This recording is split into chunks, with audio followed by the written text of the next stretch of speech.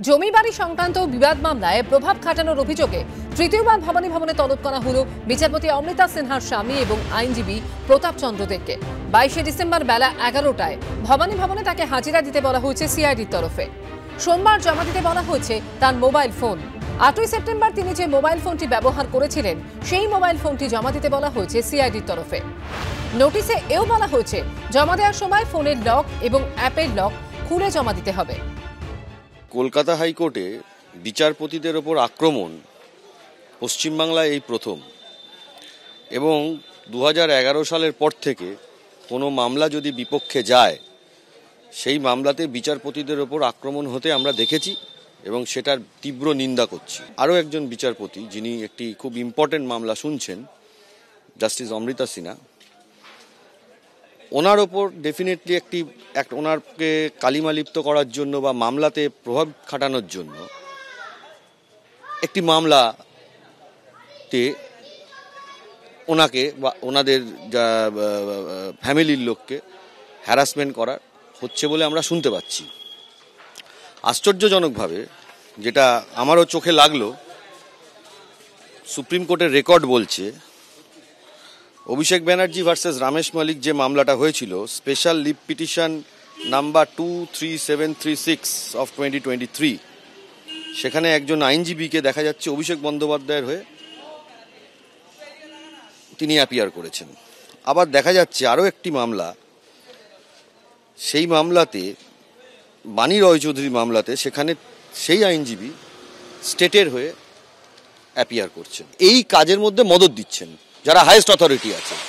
Otherwise এরকম ধরনের আক্রমণ বিচারপতিদের ওপর হতো না। এক আইনজীবী দুটো জায়গায় অ্যাপিয়ার করতে পারেন, তাতে যদি তিনি সরকারের রিটেনার না হন তাহলে অ্যাপিয়ার করতে পারেন, কিন্তু অভিষেক বন্দ্যোপাধ্যায়ের যে মামলায় একজন আইনজীবীকে দেখা যাচ্ছে তিনি অ্যাপিয়ার করছেন, আবার আরেকটি মামলাতে সেই আইনজীবী দেখা যাচ্ছে স্টেটের হয়ে অ্যাপিয়ার করছে। এবং আমি বলবো interference in the administration of justice, criminal contempt হওয়া উচিত যারা করছে তাদের, এবং স্টেটের হাইয়েস্ট অ্যাডমিনিস্ট্রেশনের বিরুদ্ধে হওয়া উচিত। It is a criminal contempt, interference in the administration of justice, এর তদন্ত হওয়া উচিত।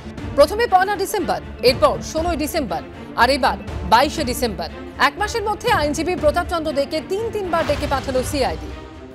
সিআইডির কাছে এমন কোনো অভিযোগ জমা পড়ে থাকে যে অভিযোগটা বিচারযোগ্য ফৌজদারি অভিযোগ, কগনাইজেবল অফেন্স হয়, তাহলে সিআইডি তদন্তের জন্য যে কাউকে ডাকতে পারেন, এতে কোনো প্রশ্নের অবকাশ নেই।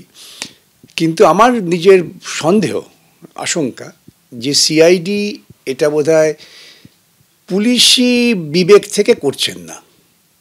সিআইডিকে হয়তো অন্য কোনো কেন্দ্র থেকে উত্তেজিত করা হচ্ছে প্রতাপ দেকে বিরক্ত করার জন্য, এবং তার মারফত স্বভাবতই পারিবারিক ক্ষেত্রে বিচারপতি অমৃতা সিনহাকে বিরক্ত করার জন্য একটা প্রবণতা হতে পারে। তার কারণ আমরা এ রাজ্যে দেখেছি 2011 পর যারা ক্ষমতায় এসেছেন তারা বিচারপতিদের বিরুদ্ধে আক্রমণ করতে সিদ্ধহস্ত।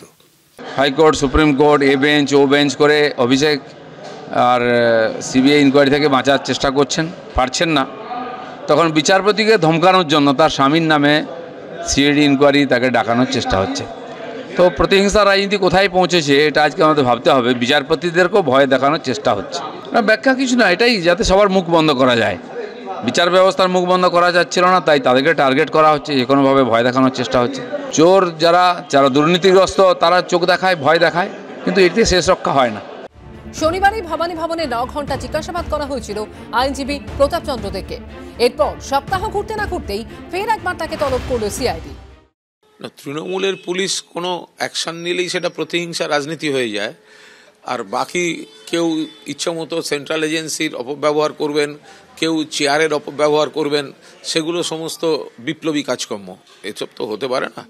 আমি বলতে চাই যে নির্দিষ্টভাবে যে কোনো যত বড় প্রভাবশালী হন, যে চেয়ারে বসে থাকুন, তার বিরুদ্ধে যদি তার হাজব্যান্ড সেখানে চেয়ার মিসইউজ করে প্রভাব খাটানোর অভিযোগ আসে, তো সুপ্রিম কোর্টই তো বলেছে তদন্ত চালিয়ে নিয়ে যেতে, এবং সুপ্রিম কোর্ট তো সেই জায়গাটা তো সুপ্রিম কোর্ট তার ছাড়পত্র দিয়েছে। আইনজীবীরা পেশাদার, তারা বিভিন্ন ধরনের মামলা নেন বা গ্রহণ করেন, সেটা তাদের পেশাদারি ব্যাপার। তাদের কোন মক্কেল হবেন, কী হবে, মক্কেলের মানে কার সঙ্গে মক্কেল মিলছে তাই দেখিয়ে আইনজীবীর লড়াইয়ের বিচার করাটা আদৌ কোনো পেশাদারী লয়ার এই কথাটা বলতে পারেন না।